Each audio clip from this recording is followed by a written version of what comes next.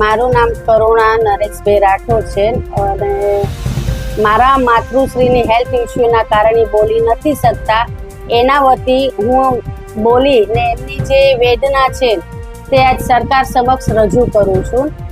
મારી માતૃશ્રીનું નામ પાર્વતી હસમુખલાલ વેગડ છે.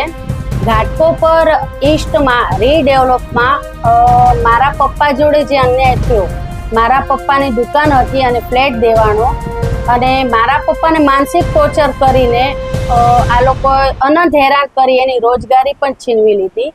આજે મારા પપ્પા તો અમારા વચ્ચે છે નહીં, પણ મારી મમ્મીને ન્યાય દેવડાવવા માટે આજ મારે મીડિયા સમક્ષ આવવું પડ્યું.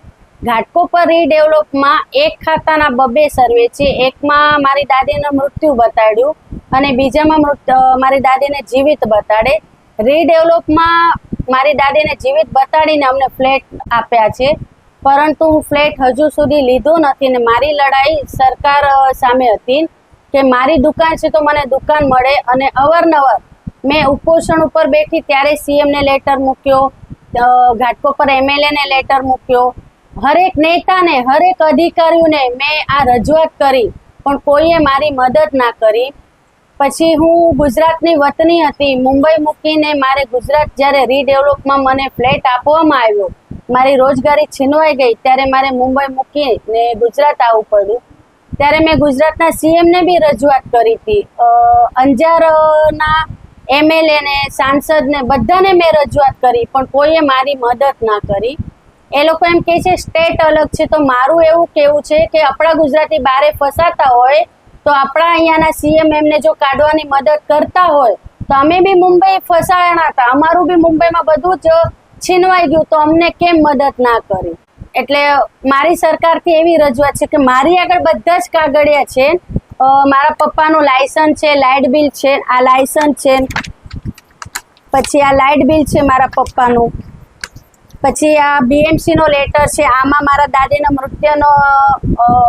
મૃત્યુ થયેલું લખેલું છે, આમાં મારા દાદીનું ગુમાસ્તક લાયસન્સ છે બતાડે છે. પછી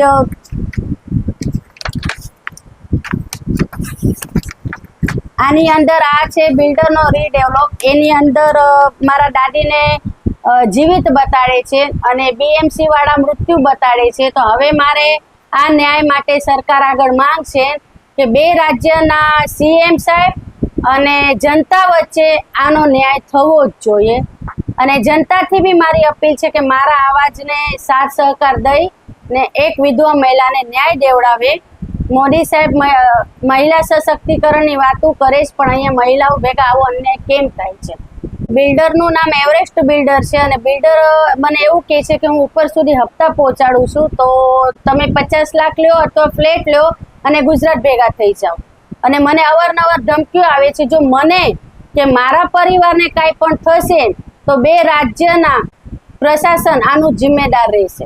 બિલ્ડરનું નામ એવરેસ્ટ બિલ્ડર છે. હું ગુજરાતના મુખ્યમંત્રી સાહેબને મળી 3 વખત, પણ મને કોઈ ત્યાંથી સારો જવાબ મળ્યો નહીં.